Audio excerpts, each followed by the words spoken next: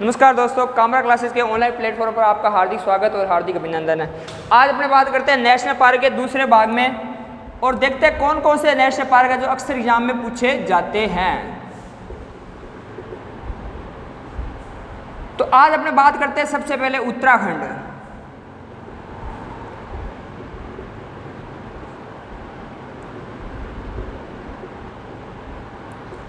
अगर उत्तराखंड की बात करें तो जो आज अपने जो नेशनल पार्क पढ़ रहे हैं, जिनके बारे में अपने अध्ययन कर रहे हैं, वो सारे के सारे उत्तराखंड की देन है ना। उत्तराखंड में सबसे पहले भारत में क्या होता है, राष्ट्रीय उद्यान की शुरुआत होती है। तो सबसे पहले बात करें उत्तराखंड में तो हेली राष्ट्रीय उद्यान,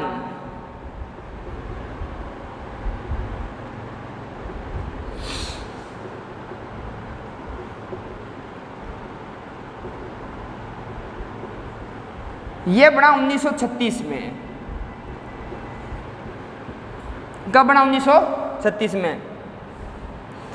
बाद में क्या हुआ, इसी को 1973 में जिम कॉर्बेट राष्ट्रीय उद्यान के नाम से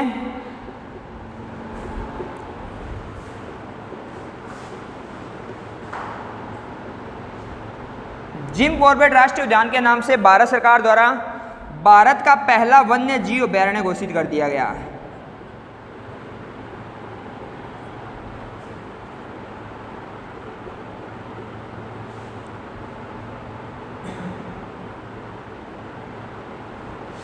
भारत का पहला वन्य जीव अभयारण्य घोषित कर दिया। अब पेपर में क्वेश्चन आता है कि भारत का पहला वन्य जीव अभयारण्य कब घोषित किया गया?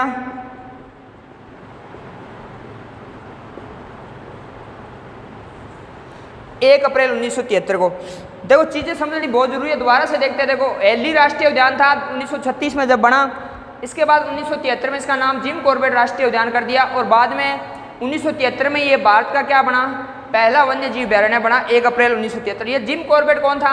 ये एक अंग्रेज अधिकारी था और भारत में शिकार करने के लिए आ गया था। तो इसके बाद अगर बात करें तो अभी वर्तमान में 2021 में इसका नाम बदलकर रामगंगा कर दिया। क्या कर दिया? रामगंगा। अब बात आती है कि इसकी स्थापना करने की जरूरत क्यों पड़ी, मतलब ऐसा कोई सिस्टम क्या बना कि इसको स्थापित करना पड़ा? तो भारत में रॉयल बंगाल टाइगर को बचाने के लिए, ये क्वेश्चन बहुत बार पूछा गया, एसएससी की बात करें और कोई एग्जाम की बात करें, रॉयल बंगाल टाइगर को बचाने के लिए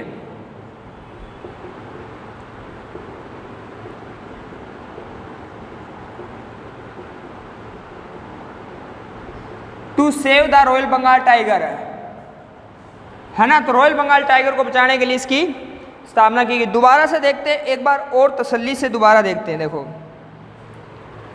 उत्तराखंड में हेली राष्ट्रीय उद्यान बना 1936 में, 1973 में इसको जिम कॉर्बेट राष्ट्रीय उद्यान के रूप में और बाद में इसको भारत का पहला वन्य जीव अभयारण्य बना दिया गया। ठीक है, 1 अप्रैल 1973 को। और 2021 में इसका नाम क्या कर दिया? रामगंगा कर दिया। क्या कर दिया? रामगंगा। क्वेश्चन आता है कि किसके लिए स्थापित किया गया? रॉयल बंगाल टाइगर को बचाने के लिए। अब चलते हैं दूसरे, ये मोस्ट इंपॉर्टेंट है, बहुत पेपर में पूछा जाता है।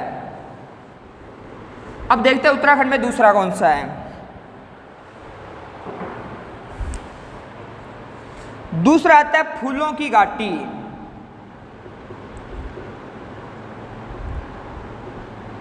इसको अपने बोलते हैं वैली ऑफ फ्लावर्स।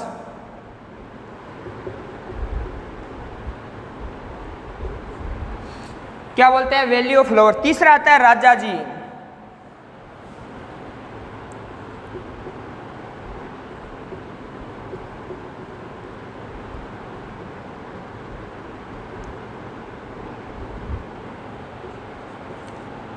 चौथा है नंदा देवी।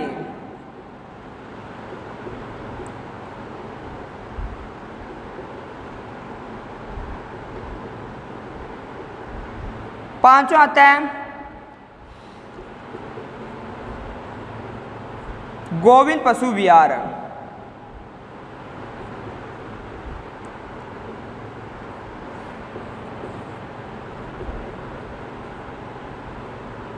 छठा आता है गंगोत्री। अब दोबारा बात करते हैं अपने, तो देखो दो मोस्ट इंपॉर्टेंट है, जिम कॉर्बेट और फूलों की घाटी। ये दो ही पेपर में आते हैं। राजा जी अगर पूछे, नंदा देवी एक और इंपॉर्टेंट मान लेते हैं क्योंकि नंदा देवी एक्चुअल में क्या है, भारत में सबसे ऊंची चोटी है। कौन सी? नंदा देवी। कौन सी है? नंदा देवी। तो ये नंदा देवी क्या हो जाएगा, इंपॉर्टेंट हो जाएगा, क्या हो जाएगा, इंपॉर्टेंट। अब बात करते हैं इसके बाद की, तो अगला स्टेट पे चलते हैं और अगला स्टेट अपने बात करते हैं कर्नाटक की। किसकी बात करते हैं, कर्नाटक की बात करते हैं।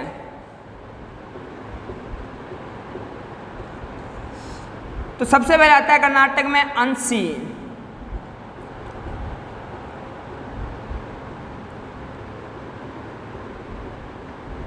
इसी को बोलते हैं काली टाइगर रिजर्व, क्या बोलते हैं, काली टाइगर रिजर्व। दूसरा आता है कुदेरमुख,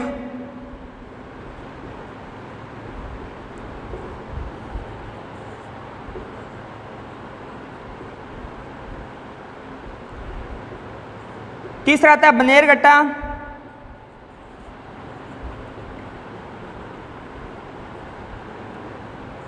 चौथा आता है नागरहोल या राजीव गांधी।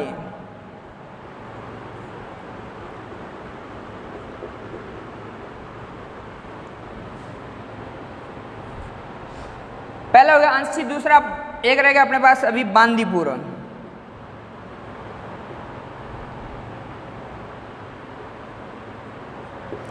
तो देख लो, समझ सबसे इंपॉर्टेंट हमारे पेपर में आता है अंशी और नागरहोल और कुदेरमुख।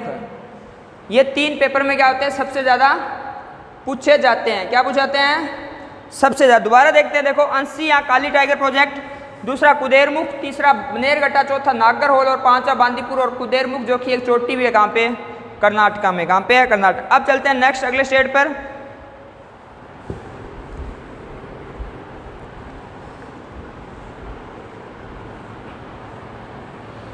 बात करते हैं अरुणाचल प्रदेश। किसकी बात करते हैं, अरुणाचल प्रदेश। अरुण मतलब सूर्य, और जहां पे सूर्य सबसे पहले उदय होता है कहां होता है, अरुणाचल प्रदेश में।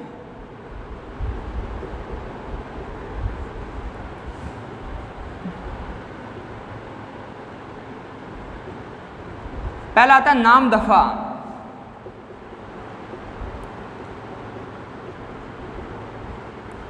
दूसरा आता है मोलिंग,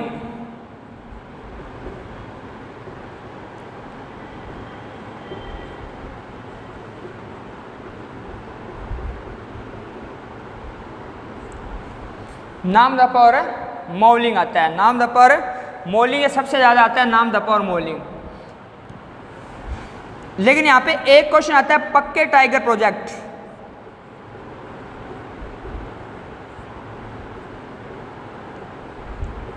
ये अभ्यारण्य है पक्के टाइगर, ये बहुत बार पूछा जाता है पेपर में क्वेश्चन, पक्के टाइगर।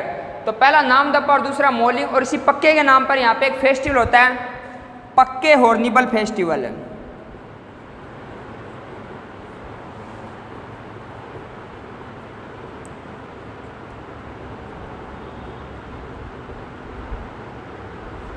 पक्के हॉर्नबिल फेस्टिवल, इसको बोलते हैं पक्के हॉर्नबिल फेस्टिवल,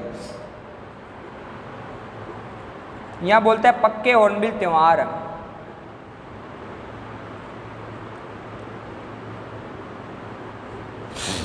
पक्के हॉर्नबिल त्योहार बोलते हैं, ठीक है। तो ये हो गया पक्के हॉर्नबिल फेस्टिवल, पक्के। अब कंफ्यूज नहीं होना, एक फेस्टिवल आता है हॉर्नबिल, वो तो कहाँ का है, नागालैंड का है।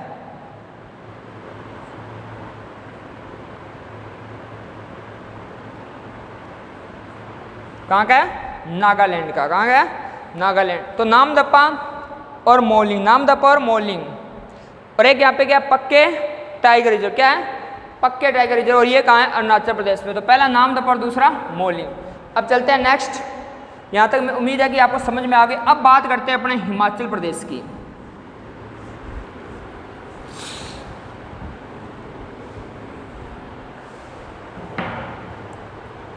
किसकी बात करते हैं, हिमाचल प्रदेश। देखो धीरे धीरे जितना आप प्रैक्टिस करोगे उतना ही चीज़ें बिल्कुल क्लियर होती जाएगी, बिल्कुल सही होती जाएगी, आपको याद। बार बार अभ्यास से ही सारी चीज़ें हल होगी। करत करत अभ्यास के जड़मति और सुजान, तो आपको अभ्यास करना पड़ेगा। हिमाचल प्रदेश की बात करें, सबसे मोस्ट इंपॉर्टेंट आता है द ग्रेट हिमालयन।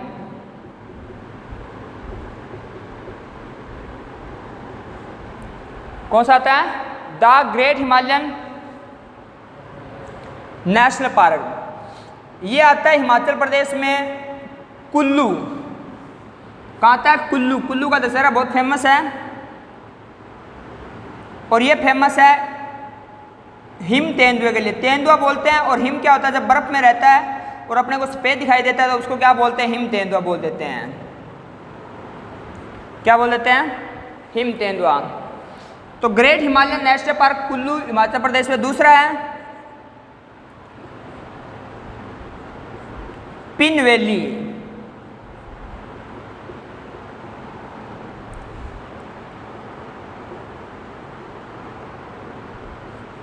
ये 2 पेपर में सबसे इंपॉर्टेंट आता है। तीसरा है खीर गंगा।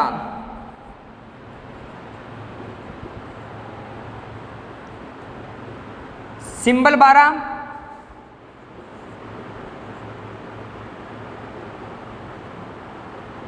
इंद्र किला। कौन सा है? इंद्र किला। कौन सा है? इंद्र किला। तो पहला कौन सा है? The great Himalayan, Kullu. Kullu में हिम तेंदुए के लिए फेमस है। दूसरा पिन वैली। तीसरा खीर गंगा। चौथा सिंबल 12 और पांचवा इंद्र किला।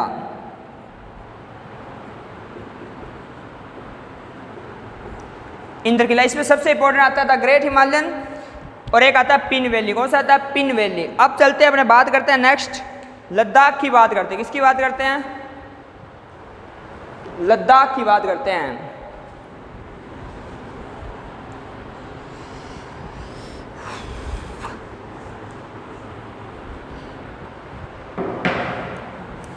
लद्दाख। लद्दाख भारत का एक केंद्र शासित प्रदेश बन चुका है 31 अक्टूबर 2019 को। लद्दाख में एक ही है, लेकिन सबसे इंपॉर्टेंट है पेपर के लिहाज से, हेमिस राष्ट्रीय उद्यान।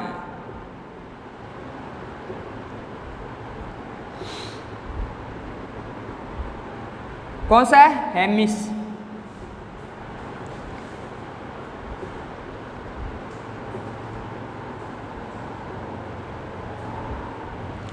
भारत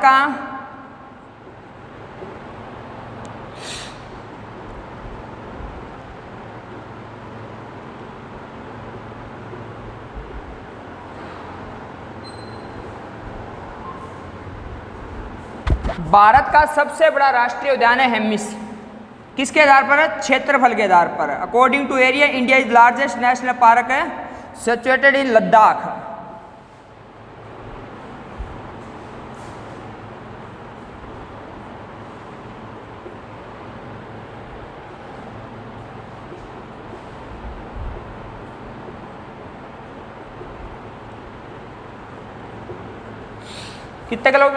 कितने वर्ग किलोमीटर में फैला हुआ है? 4400। कितने में? 4400। और ये फेमस किसके लिए है? हिम तेंदुए के लिए, जो यहाँ का क्या है? स्टेट या यूटी एनिमल है। इसको बोलते हैं स्नो लेपर्ड।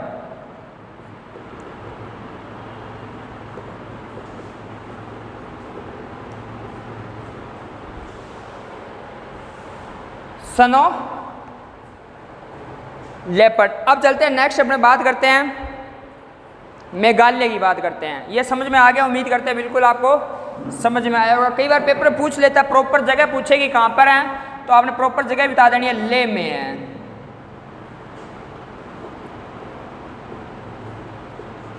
कहाँ है? ले। अब बात करते हैं मेघालय। मेघ प्लस आल्य, जहाँ पे बारिश होती है सबसे अधिक, तो बारिश में होती है भारत में सबसे अधिक मासिनराम में। कहाँ होती है? मासिनराम। हर शब्द को तोड़ के देखोगे तो अपना कोई ना कोई अर्थ जरूर लेके आएगा वो।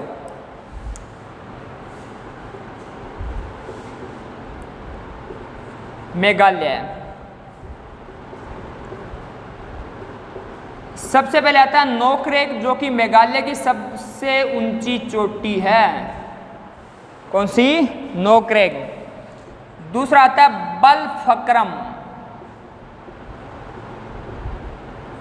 पेपर के लिहाज से अपने पास इंपॉर्टेंट है, उसी पे बात करेंगे। और वो कौन सा है? नोकरेक। नोकरेक क्या है? ये सबसे मोस्ट इम्पोर्टेंट है पेपर के लिहाज से, नो क्रैक। तो आज अपने बात की है, देखो जितने स्टेट की बात की है सारे स्टेट आपको याद होना चाहिए।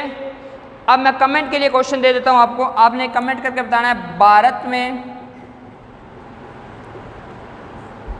केबुल लामजाओ नेशनल पार्क किस झील के किनारे स्थित है?